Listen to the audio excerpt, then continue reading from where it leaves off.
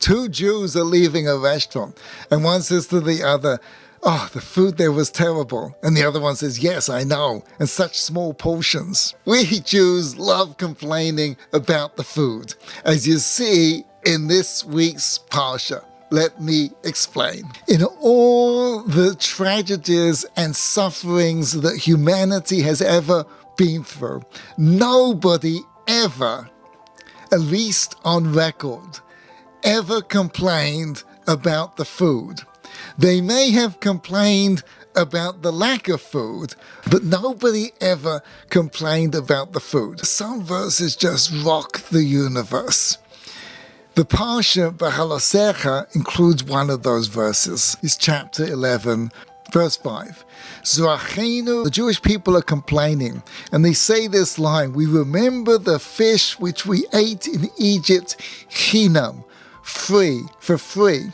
The cucumbers, this is what they miss. The cucumbers, the melons, the leeks, the onions, and the garlic. Va'ata nafshenu yavsha. Our souls are dried up, because all we have is man. That's all we have. That's all we have is man. This is mind-boggling. If there's one thing that all mothers agree on, is that you cannot complain about the food. Because we've all, as little kids, have gotten this line when you complain about the food. Right? There are kids, when I was growing up, there were kids in India that would have this food. So send it to them. Who could write that the Jewish people are complaining?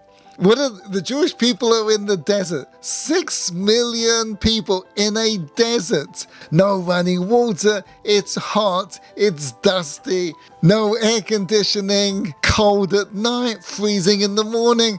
I mean, all the snakes, the strawberries, I know the midrashim that go into all of these things that were protected, but if there was going to be something to complain about, there's an awful lot of things I think that could come ahead of. We don't have any cucumbers. I mean, this is what you complain about. Not only that, but they have manna from heaven. They don't have to work. They pick it up in the morning. They get as much as they need. They don't have to worry about storage. And Chazal say, a mind-boggling thing, it would taste. What did the manna taste like? Anything you wanted it to taste like, except 5 things. Imagine for a minute, you have an all-you-can-eat cruise, completely free. You won it in a raffle. And it's got every delicacy you can possibly imagine. But for some reason, the guy responsible for the logistics didn't order the garlic. Forgot the garlic. Oh my goodness. We've got steak, we've got truffles, we've got ice cream, we've got pizza, we've got everything you want. There's no melons. There's no melons. This is what you complain about. This is mind-boggling. Not only that, but what do they say? We remember the fish we had in Egypt for free. For crying out loud, you were slaves. Imagine for a minute. Could you imagine job posting on LinkedIn? No, we're bringing slavery back. Free food. All the food you can eat. Totally free. You know what this is like? It's like you come home one day with a really fancy pen. Oh, it's gold inlaid and it's lacquered and it clicks beautifully and it writes wonderfully. And your wife says to you, "Wow, what a lovely pen. How much did that cost?" It was free. It came with the Bentley. Like free fish. You were slaves. What do you mean free? What do you mean free? Rashi, in fact, says that it wasn't even free. They had to pay for it. I don't know where they got money from. That's a pella. That's an amazing thing. But nevertheless, right, no one would write such a thing. In other words, if it didn't happen, if they didn't say it, you couldn't write it. You never saw a novel. You never saw a movie. There's no fiction ever written where this is the tragedy that the people had to suffer. They didn't have any onions. Oh my goodness, the United Nations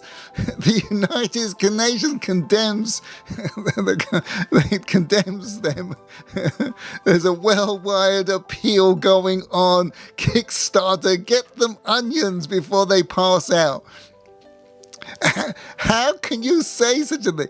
You said you can't write such a thing unless it happened. So now, how do they say such a thing? So you see, there's an expression even in English. How did you buy the Bentley? They were giving them away. Really? How much were they giving them away for? But whatever a Bentley costs, I don't know, I'll have to look it up. But if they're selling Bentleys for $20,000, they're basically giving them away. They're free. For $20,000, it's a steal. It's a bargain. It's free. When they said we remember the fish in Egypt that was free, they meant relative to the fish that they had in the desert. Relative to that, the fish in Egypt was a bargain. They were giving it away. It cost nothing. What did the fish? Now remember, the manna could taste of anything except these 5 things. Leeks, onions, melons, these 5 things. But it could taste like fish. What did it cost them in the desert that made the fish in Egypt seem like it was free? It's very simple.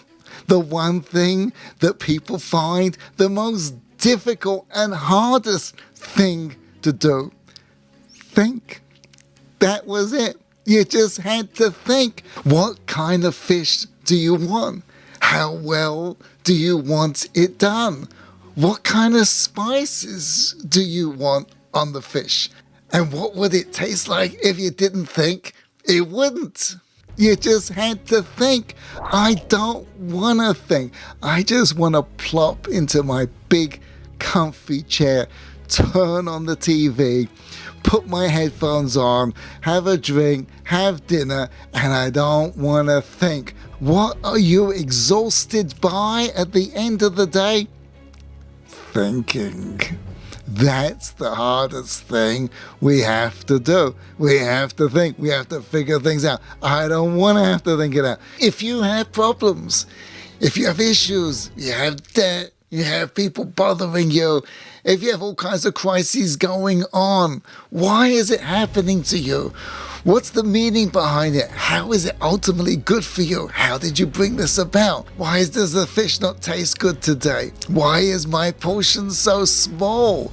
How come I had to walk so far to get it? Why is it so difficult to earn a living today? If you know anybody who has any of these or any other kind of issues in life, and you ask them this question, they'll get upset with you. Why? Because you are making them think. And thinking is more painful than the problem itself. When people hate thinking, slavery will feel like a bargain.